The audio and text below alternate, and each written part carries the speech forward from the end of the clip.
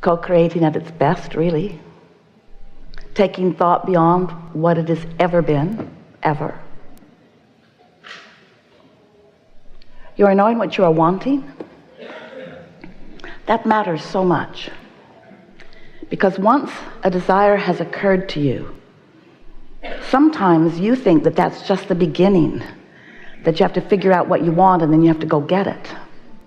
But once a desire has occurred to you, once you have received it, so to speak, once you know you want something, you are so well along the way, because there is so much that has happened before it came in the form of a desire into your full conscious awareness. Some years ago, we said to you that when you want something and you believe it, then it is. So there is usually a gap between your first realization that you want something, and that's usually, especially in the beginning, a sort of fleeting awareness. There's usually a gap between that awareness that you want something and that belief that it can be. Because in most cases, you think that if it could easily be, or if it could be, it already would be, because by the time you are aware that you want it, it feels to you like it may not be that easy to get in many cases. Oh, little things that you want and already believe you already have. When you think, I would like to have that, but I don't have it, you don't allow any momentum to gather. You don't allow your point of attraction to improve. You don't prepare yourself to let it into your awareness. You don't let yourself translate it into the see it and hear it and smell it and taste it and touch it version. And you're here for that. It's so nice when you get in alignment with who you are, and it is wonderful to understand what we are teaching about who you really are. It's such a good thing when you become aware of the way you feel and you are able to direct your thoughts so that you feel better. It's nice to be an extension of the spirit that you really are. It's wonderful to feel good in this life experience. And that's mostly what we talk to you about all day, every day, when you allow your ears to get into the vicinity of what we have to say. But we never, ever, ever want to give you the impression that it is not a good idea, because it is a good idea for you to get the things that you want, experiences that you want, relationships that you want. You have come as brilliant, really genius, and such blessed creators with the express intention of sifting through this time-space reality and coming to your own conclusions about what you desire. In order for the universe, source energy, and all of the cooperative components to come together in order to allow you to experience the fullness of these things that you want. Sometimes, especially in a group like you want to have a conversation about spiritualism versus materialism.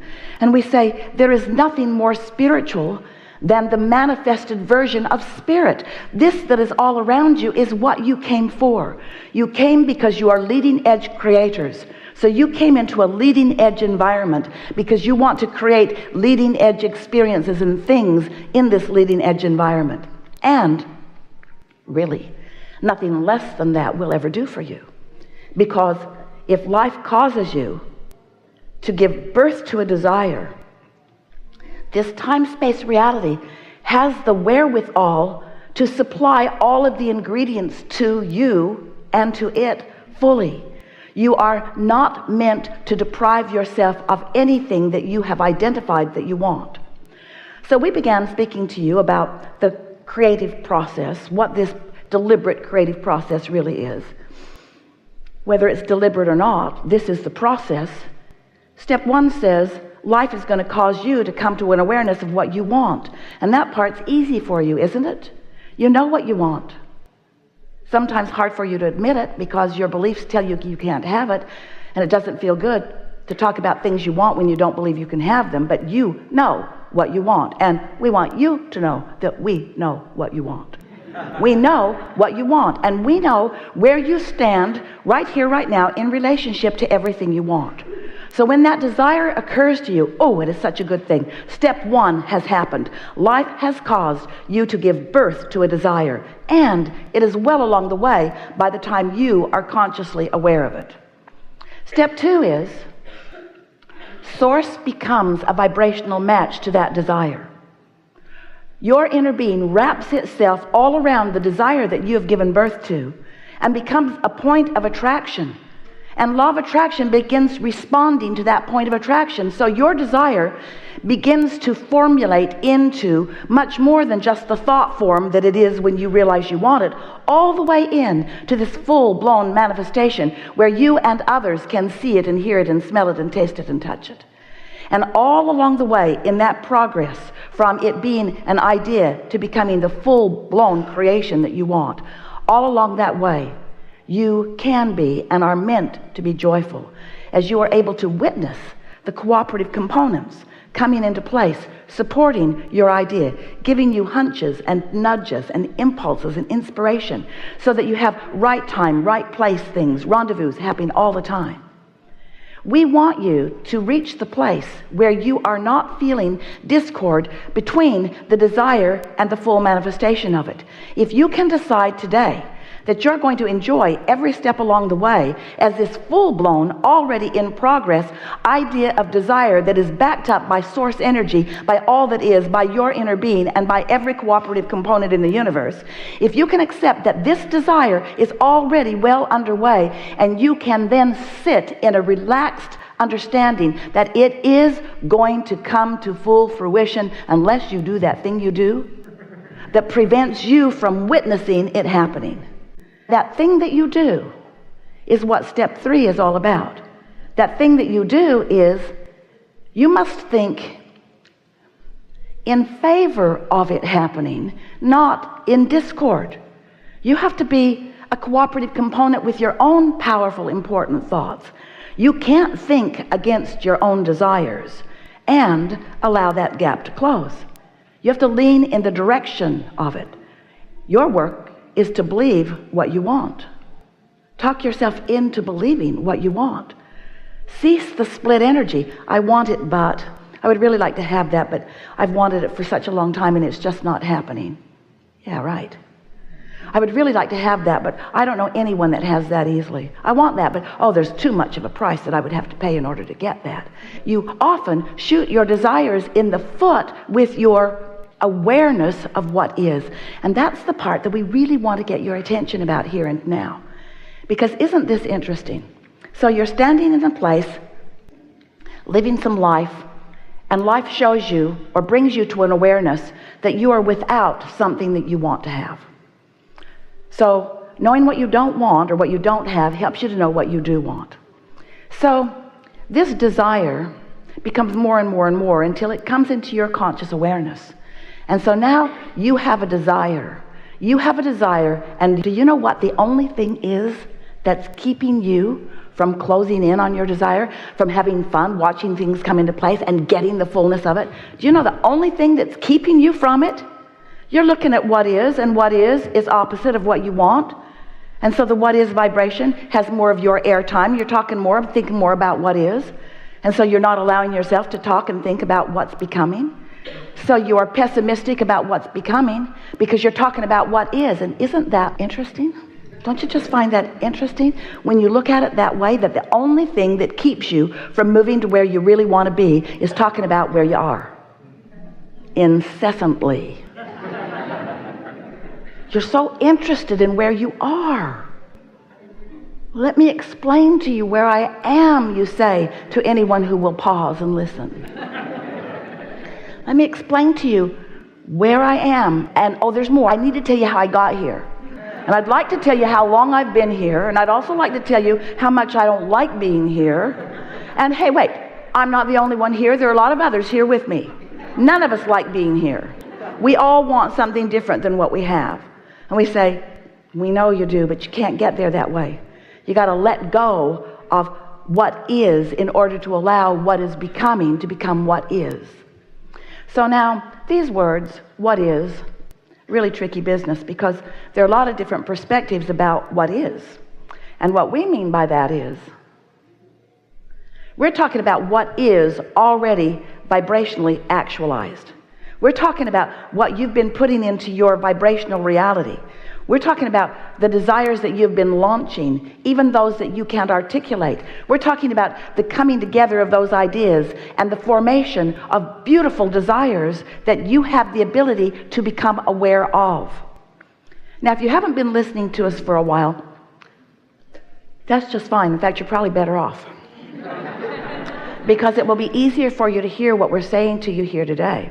Because we've been talking for years to many of you about how you can close that gap between what you believe and what you desire. But today, we would like you to recognize that that desire, when you think of it, do you know what a fresh desire feels like? One that just hatches?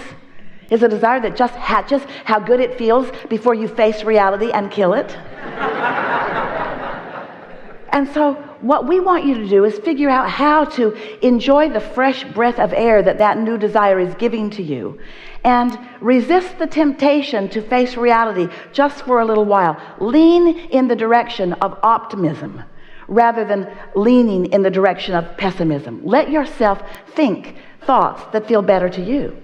And so, you were source energy before you came into this physical body. Do you know that? Some of you know that, but many of you don't know that. But many of you want to believe that you were, but we want you to know that you were. You were source energy before you came into this physical body. But not only were you source energy before you came into this physical body, the larger part of you still is source energy while you are here in this physical body. And there is a constant vibrational relationship between what you sometimes call your source or soul. We call it your inner being or your source or your soul. Doesn't matter what we call it. There's a non-physical part of you that is vibrational in nature that is really the dominant part of you. It's the part of you who has become the culmination of all of the desires that your life has carved out for you. Not just this life, but all that you have lived. You stand in this vibrational reality. We started to call it the vortex. We wanted to make it feel real to you. You stand in this vibrational reality as the culmination of all that you have lived. You have prosperity beyond our ability to describe, clarity, wisdom. You are liquid love. You are pure positive energy, and life is meant to be good for you. But then you were born into this physical body, and here you stand in this body, sometimes having pinched yourself off. Say it better. Sometimes right now pinching yourself off, because everything is happening now. Sometimes you are pinching yourself off from the wholeness that is you. And you know how you know that you're doing that? You feel rotten while you're doing it. That's what pessimism is. That's what anger is. That's what defensiveness is, or frustration. That's what all those emotions that you describe as negative emotions are about. It's an indicator that there is a part of you that feels so good about whatever it is that you're focused upon. But when you feel negative emotion, it means you are focused in abject resistance or difference or opposition to the way the source within you feels and what the source within you knows about that. So now we've talked to you about vibration, and we know if we were sitting in your physical shoes, we might not be so eager to hear about vibration, because you really don't need to know so much about vibration. Vibration is something that you can't see. It's something that you can sense. You're translating vibration all the time. That's why you can smell. That's why you taste. You're translating vibration. It's why you see and hear. It's what your fingertips are all about. You are translating vibration. And your solar plexus translate vibration into your emotions. And your emotions let you know. They are for one purpose and one purpose only. They are to let you know whether in this moment when you are feeling this emotion, whether you are allowing yourself to be an extension of who you really are, so you are flowing with who you really are, or whether you've pinched yourself off from that and you are temporarily, sort of by your own choice, usually not meaning to do it, but by default, by your own choice, holding yourself out raw and ragged, not connected in the way that you could be to this replenishing, revitalizing, always being offered to you source energy.